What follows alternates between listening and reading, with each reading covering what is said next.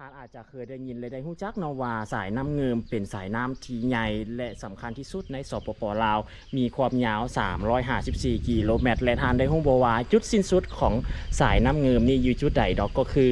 ภาพที่ทุกท่านเห็นนี่เองเนาะก็คือแม่นจุดสิ้นสุดของปากน้ำเงิมนั่นเองแล้วก็เป็นสายน้ำเนาะที่ประจบใส่กันระหว่างน้ำของกับน้ำเงิมกลายเป็นน้ำสองสีเนาะที่เขาจะได้ยินบทเพลงที่ว่าน้ำสองสีก็คืออยู่จุดที่ข้าพเจ้ายืนอยู่นี่แมนบ้านปากเงิมเมืองปากเงิมนครหลวงเวียงจันทร์และก็อยู่ทางด้านหลังเนาะของวัดสว่างสีบุญเฮืองบ้านปากเงิมเมืองปากเงิมนี่ก็คือเป็นภาพบรรยากาศเนาะอยู่ในจุดนี้เองก็ถือได้ว่าเป็นจุดที่มีเหตุการณ์ที่สำคัญที่เกิดขึ้นในอดีตเนาะก็คือหลายๆท่านอาจจะเคยได้ยินเกี่ยวกับตำนานของพระสุขพระใสพระเสริมแม่นบ่อันนี้ก็คือแมนเป็นเป็นจุดที่เกิดเหตุเนาะในอดีตเนาะที่เพิ่นเคยเล่าเอาไว้ว่าเป็นจุดที่เวิร์นพระสุขที่แท้จริงเนาะตามการอัญเชิญเนาะของพระสุขนั่นเองเนาะที่ลองแพ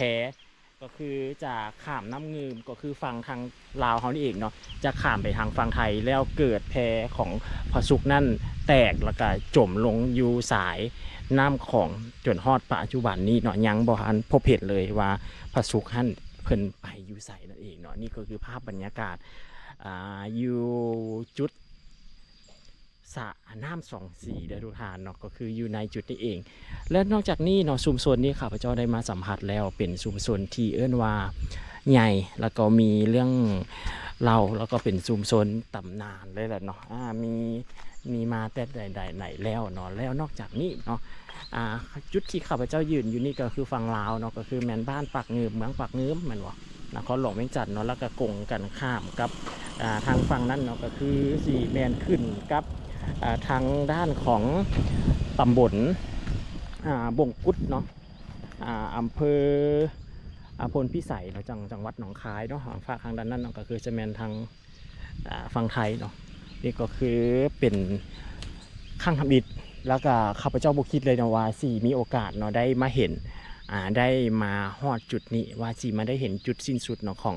แม่น้ำเงิมแล้วก็ได้มาเห็นน้ำสองสีที่แท้จริงเด้อก็คือมีโอกาสเนาะได้มาประทัดทินซอยเนาะแล้วก็ได้ขี่รถมาแล้วก็จึงได้มาเห็นดังกล่าวนี่เองเด้อทุกท่านจุดนี้เนาะก็คือที่เพิ่นว่าเนาะเป็นจุดน้ำวนเนาะตรงจุดปะทะนั่นที่เฮ็ดให้งาแพ้แตกเนาะถ้าว่าถ้าทานได้เห็นเป็นรูปแต้มเนาะได้เห็นเรื่องราวเรื่องของประวัติอย่างนี้เนาะก็จะได้เห็นรายละเอียดที่แท้จริงเนาะอันนี้ข้าพเจ้าก็เว้าให้ฟังแบบพื้นๆเนาะเกี่ยวกับสิ่งที่เกิดขึ้นได้แต่ว่าบรรยากาศอยู่นี่มันลมลื่นดีได้แล้วก็ทางนั้นจะเป็นวัดเนาะทางด้านนั้นทางวัดสว่างเนาะเป็นวัดใหม่อยู่นี่หันเป็นตามที่มีผู้เฒ่าคนว่าให้ฟังเนาะคนบอกว่าแต่ก่อนทางฝั่งด้านนี้เนาะก็มีทางลาวและไทยนี่เลยเนาะทุกท่านเนาะอยู่พร้อมกันเป็นชุมชนของคนไทยหลังจากมีการแบ่งดินแดนเนาะหลังจากก่อนที่จะมีการแบ่งดินแดนมีการกวดต้อนเนาะคนลาวน่ะที่อยู่ทางเมืองทางเชียงขวางเนาะแล้วก็ทางเรียบแก่แม่น้ำคลองนี่ไปอยู่ฝากทางฝั่งนั้นแล้วก็เกิดมีการแบ่งดินแดนกันเกิดขึ้นนั่นเองเนาะแล้วก็กลายเป็นแล้วก็คนลาวก็เลย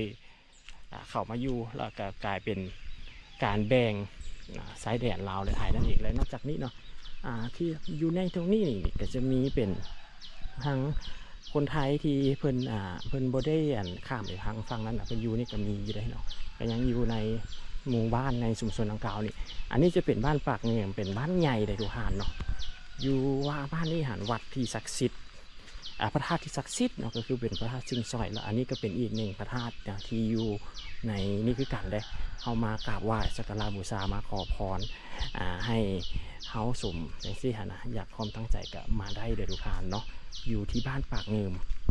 เมืองปากเงิมนครหลวงเวียงจันทน์เนาะใช้เวลาก็ประมาณ2 ชั่วโมงกว่าหรือว่า3 ชั่วโมงได้เนาะแต่ระยะทางนี่ก็สิประมาณ80ปลายกิโลเมตรนั่นเองอันนี้ก็เป็นลักษณะของพระธาตุอยู่ในวัดสว่าง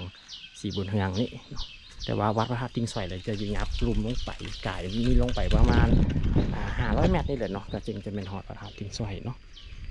อันนี้ เดี๋ยวข้าพเจ้าพาทุกท่านชมความสวยงามในของพระธาตุนี้ก่อนแล้วก็จึงสิพาทุกท่านไปขี่รถชมภายในหมู่บ้านเนาะ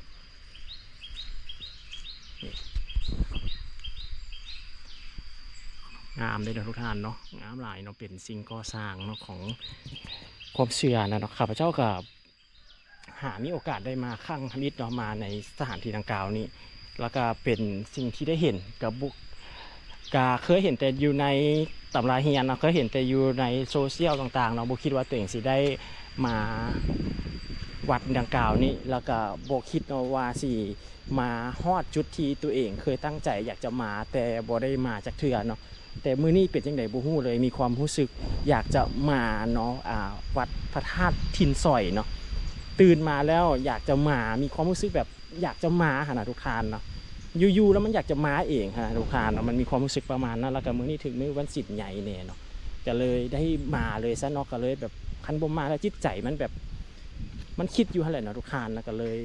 มาเลยซะเนาะนี่อันนี้จะเป็นศาลาเนาะทางด้านหลังของวัดจะเป็นลักษณะประมาณนี้บรรยากาศร่มรื่นดีเลยนะในชุมชนนี้เย็นสบายเลยในส่วนของทางด้านนี้ศาลาในฝากทางด้านนี้คือที่ทานหู้กันแล้วเนาะข้าพเจ้าก็หาเคยได้เห็นเดี๋ยวชีพาทุกท่านนะครับรถออกจากในจุดนี้ในศาลาวัดนี่เนาะไปในส่วนของทางด้านลุมเนาะไปเบิ่งอ้อมบรรยากาศภายในบ้านนี้น้ำกัน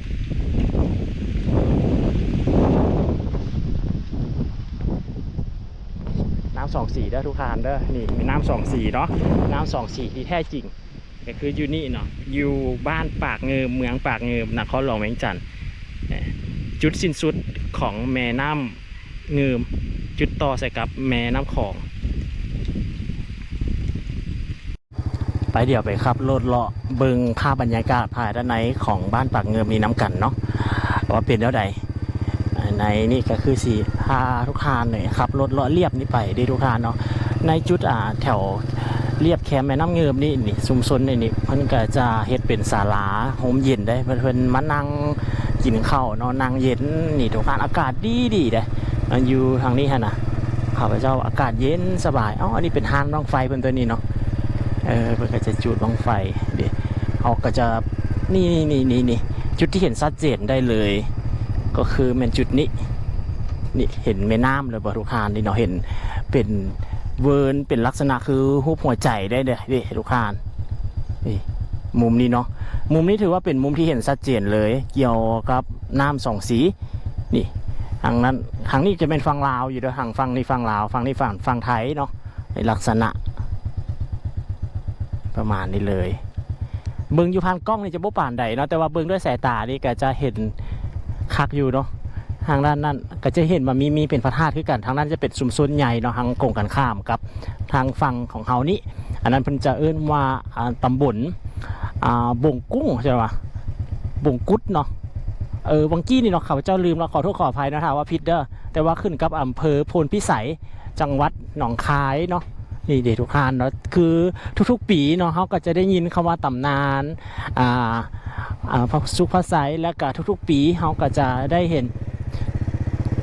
บังไฟพญานาคขึ้นเนาะก็คือแถวพี่ละเนาะทุกท่านเส้นทางนี่ศาลาโฮมเย็นเลยนี่เพิ่นจะมาอันนั้นใส่เนาะ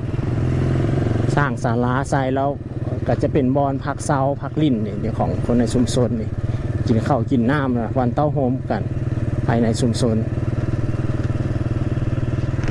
มันเป็นหมู่บ้านใหญ่เนาะเป็นบ้านเดี่ยวเนาะเป็นชื่อว่าบ้านปากเงิมอยู่ในนี่เป็นบ้านเดี่ยวเลย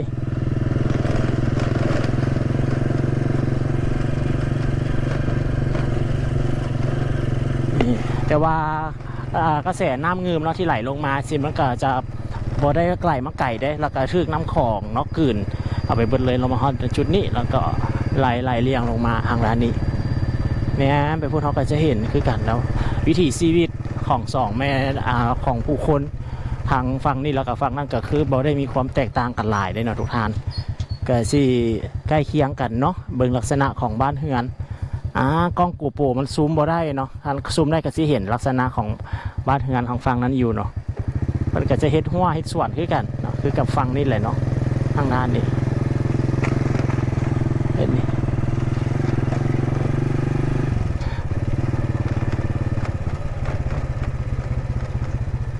บ้านเรือนก็หลังงามๆหลังใหญ่ๆก็มีนะดีอยู่ในนี้ก็ได้เดี๋ยวพาทุกท่านเนาะขับรถเข้าไปเบิ่งบรรยากาศของบ้านเรือนเนาะไอ้ด้านใน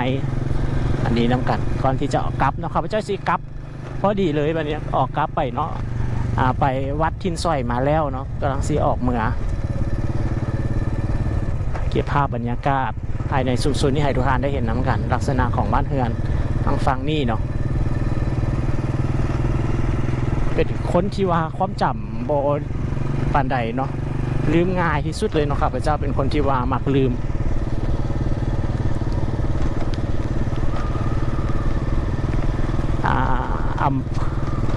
อำเภอบ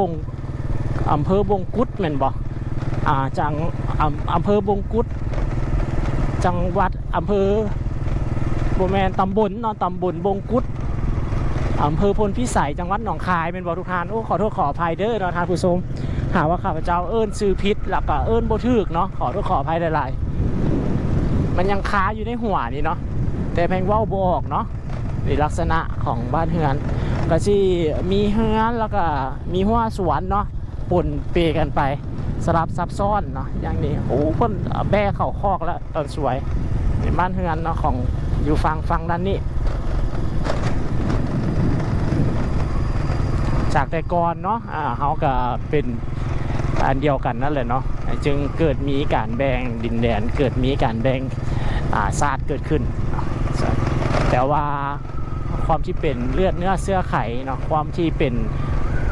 ว่ากกเข้าเฮามาอย่างเช่นนะมันก็เกี่ยวข้องกันเนาะ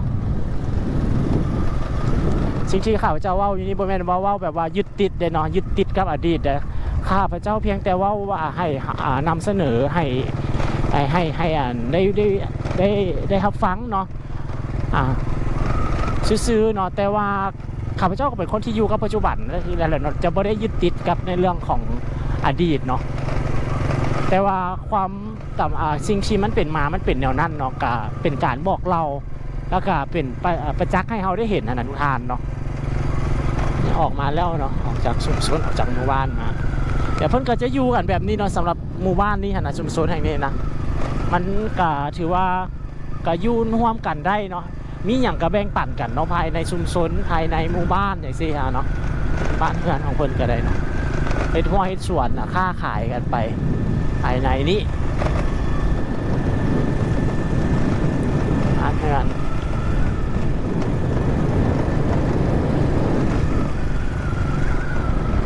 อันนี้ก็คือกันเนาะพี่ออกยาวไปเลยอันนี้จะเป็นส้นบ้านเมื่อกี้นี่เป็นต้นบ้านเนาะโรงเรียนประถมสมบูรณ์ปากเงิมนี่เด้ก่อนที่เขาเข้ามาก็จะไม่เห็นโรงเรียนนี่กระแมนแล้วเข้ามาอันนี้จะเป็นทางออกบ้านละไก่ได้แบบนี้เนาะจึงสิออกฮอดเนาะทางเข้าบ้านก็ถือว่าเปรี้ยวพอสมควรระยะทางก็ถือว่าไก่เติบเลยคือข้าพเจ้าเข้ามานี่เลยเนาะเพราะว่าจากชุมชนนี้เนาะก่อนที่เขาจะฮอดทางแบ่งในส่วนของสินทางเลขที่13ใต้กับไก่ได้เนาะทุกท่านไก่ในระดับหนึ่งเนาะบ้านหนองเขียด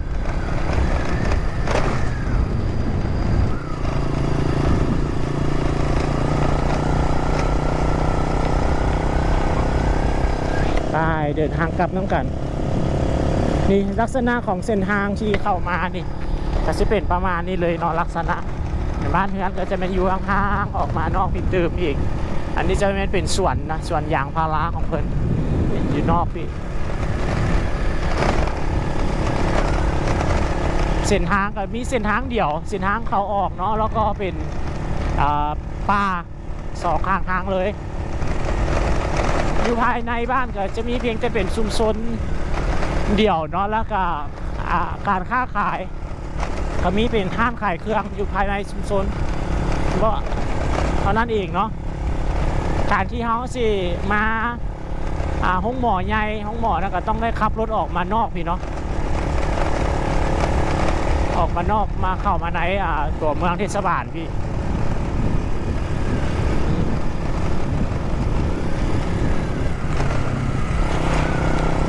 โดดๆเนาะจึงเห็นรถก่ายมาผ่านมา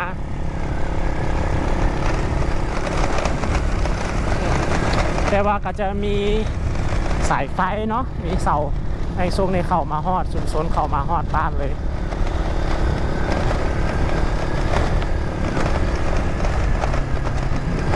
ขับออกมาเลยเลยทุกทางเนาะทางกับเปรี้ยวๆมาเลยเส้นทางกันเลยโดนจึงมีรถก่ายมาขับรถมาประมาณ10 นาทีเดี๋ยวทุกทางจึงมาเจอทางแยกเนาะทางแยกเขาเดี๋ยวมันก็จะมีป้ายบอกนะทุกท่านนะ5 กิโลเมตรนะเข้าไปบ้านปากงืมเนาะ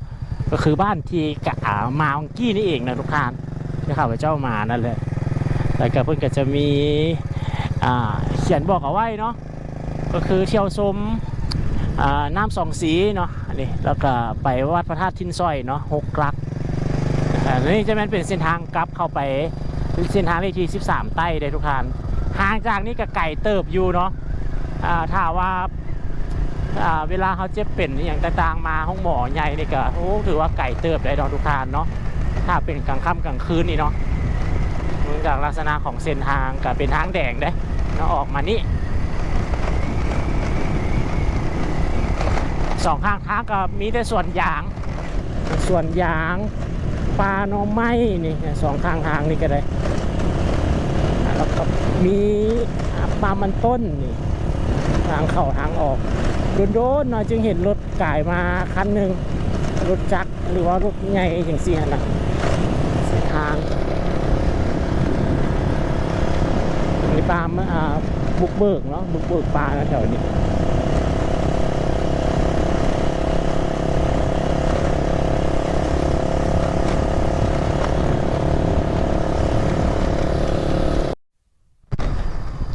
โดยรวมแล้วเนาะก็ใช้ระยะทางจากปากทางเนาะเข้าไปหาวัดดังกล่าวก็ใช้เวลาอยู่ประมาณ20 นาทีเนาะจากปากทางได้ก็คือเนี่ยทางแยกที่ทุกท่านเห็นอยู่เนาะก็คือในส่วนทางด้านหน้านี้ที่จะเข้าไปนะประมาณ20 นาทีเนาะอันนี้จะเป็นเส้นทางเลขที่13ใต้เด้อทุกท่านเนาะกำลังมีการปรับปรุงก็มีการซ่อมแปลงอยู่ในปัจจุบันดีเนาะโครงการก็สร้างเส้นทางของเพิ่นอันนี้ก็ขาเฮาเลี้ยวทางกำซ้ายก็เป็นกับนครหลวงวิจันทร์เนาะเลี้ยวทางกำขวากับเมื่อไปพูดเลยเนาะเมืองท่าพระบาทแข่งบริคำไซพูดเลยเนาะไปทางนั้นพูดเลยก็พลวานก้าวานเข่าเนาะอันนี้ก็คือแมนลักษณะเนาะของเส้นทางที่กำลังมีการก่อสร้างแล้วก็มีการปรับปรุงอยู่ในปัจจุบันนี้ขอบใจทุกท่านเนาะที่รับชมวิดีโอนี้ก็คือเป็นการนำพาทุกท่านไปเบิ่งน้ำสองสีไปหู้จักแล้วก็ได้ไปเห็นเนาะว่าเป็นเวิร์นน้ำสองสีเลยเนาะจุดประกบกันระหว่างน้ำเงิมกับน้ำของเนาะทุกท่านแล้วก็เราจะได้เห็นบ้านเนาะว่าบ้านปากเงิมในสื่อปัจจุบันนี้ก็คือเป็นบ้านเก่าแก่เนาะเป็นโซนเก่าแก่แล้วก็เส้นทางเข้าออกเป็นลักษณะเท่าใดเดี๋ยวขอบใจทุกท่านที่รับชมและติดตามเนาะผิดพลาดประการใดในการนำเสนอข้อมูลชุดใดเนาะบอครบบอแน่นเนาะก็ขอโทษขออภัยทุกท่านสามารถติชมแล้วก็แนะนำเข้ามาเพิ่มเติมได้เนาะในกองวิดีโอนี้ฝากทุกคนที่ตามต่อเนาะว่าวิดีโอหน้าจะพาทุกท่าน